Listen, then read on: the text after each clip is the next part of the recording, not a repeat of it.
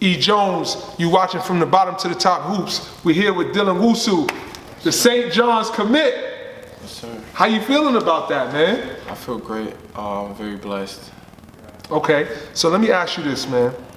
I know that you've been here at OSL for 2 years, but you didn't start at OSL. Yes, sir. When did you start playing basketball? When did you start hooping? I started playing basketball when I was 11 years old. Okay. I took it serious my 10th grade summer.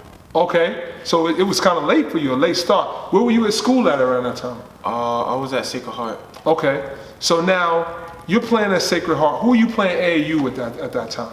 With Minutemen. Okay.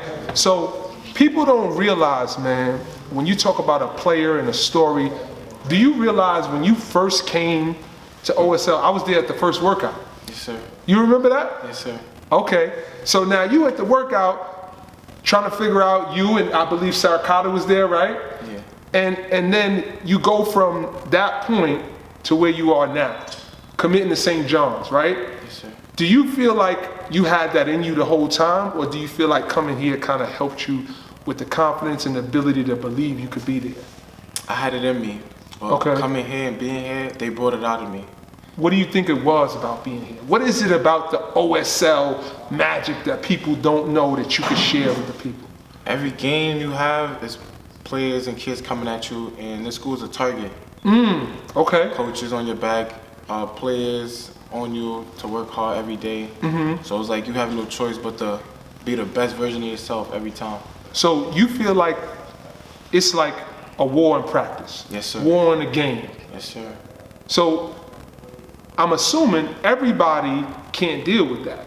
What is it about yourself that you feel like helps you to be able to focus mentally and be able to perform every day?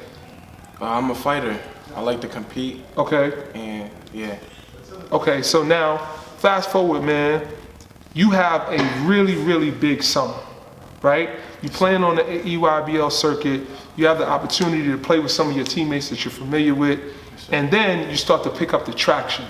What is that process like for the recruitment where you start to be like, well, dad, there's a lot of schools coming at me now? It's a blessing. It's a blessing from not being or having no schools. When you came to OSL, you didn't have any schools. No schools. So now college coaches calling you every day, checking up on you.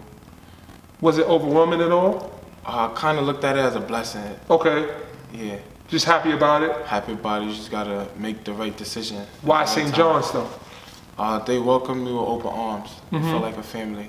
And I just feel like being home, I need to bring a trip to where I'm from, not go to a different state or a different place and give it my all. So you rep that? I'd rather give it all to New York. And it don't hurt that your guy Posh is going with you too? No, sir. Okay, so you and Posh going in there, right? First open run.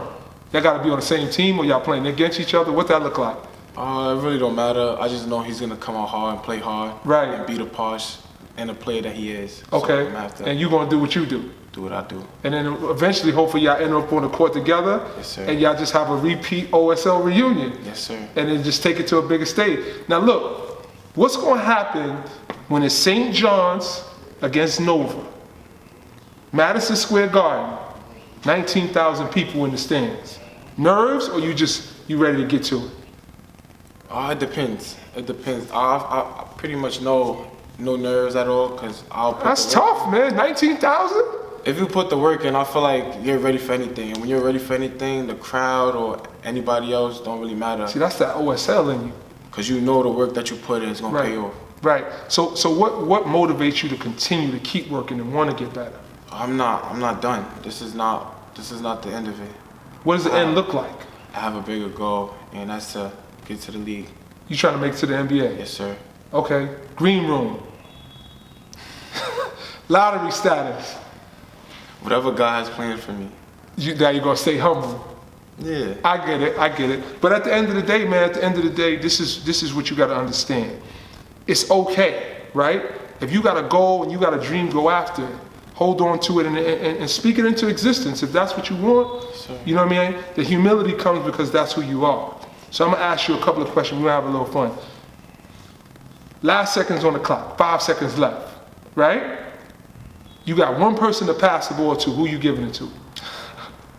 One person. One person? Depending. How much we down by? Oh, snap, bro. You got one person, you need a bucket. Everybody on the court could score. So whoever's open. That's what we doing? Jaquan Sanders. Oh, okay, he's shooting a 3. You need a layup, who are you going to? Posh Alexander. Okay, we'll stay politically correct. All right, favorite teammate you've ever played with? Pardon? Favorite teammate you've ever played with, ever? AU, high school, whatever. Posh Alexander. Okay, why? He's unselfish and he likes to get his guys going. Okay, so now, last question. When it's all said and done, what do they say about Dylan Wusu when you finish playing basketball? He was a hardworking kid, played defense, and didn't care about anything else but winning. I could dig it. Well, man, we appreciate you being on the show. Dylan Wusu, St. John's commit. You watching from the bottom to the top hoops. E. Jones, Black Elvis, City Legends. We out.